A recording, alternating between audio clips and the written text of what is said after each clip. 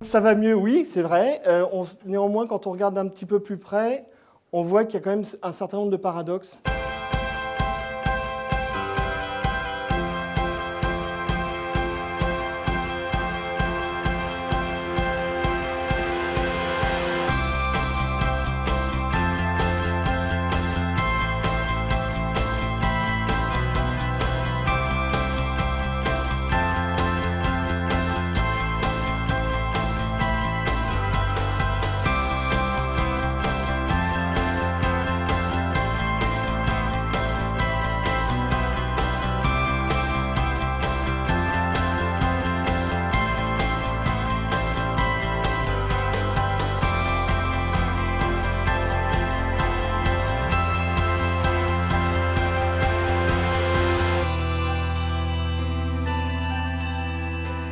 Pourquoi l'environnement est volatile, incertain, complexe et ambigu? C'est qu'on est dans un âge interconnecté. Je pense que vous avez un énorme enjeu, vous, d'agilité.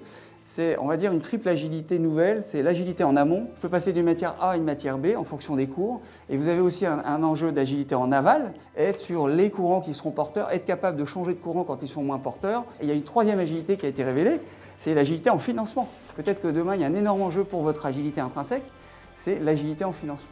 Quand on est en crise, c'est le moment d'avoir un rêve. Et en fait, c'est sous le feu de ce rêve que l'entreprise s'engage au-delà de la peur de mourir. Voilà. En crise, on a peur, est-ce que ce n'est pas le moment de se fixer un rêve?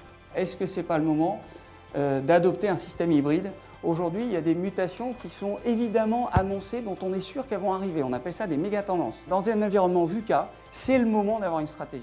Les meilleurs entrepreneurs sont missionnaires et pas mercenaires, c'est une question clé. Aujourd'hui, les gens, ils ont besoin de sens. Une entreprise mercenaire, il n'y a pas de sens. Est-ce que vous avez vraiment une approche missionnaire? Qu'est-ce qu'on va apporter au monde qui n'existe pas aujourd'hui? C'est vraiment intéressant de voir qu'aujourd'hui, les gens qui gagnent, c'est des gens qui sont en mouvement permanent. La mission avait de l'importance, la mission, même si le terme a besoin peut-être d'être précisé, parce que ça donne de l'engagement, et c'est bien le nerf de la guerre, l'engagement de nos équipes.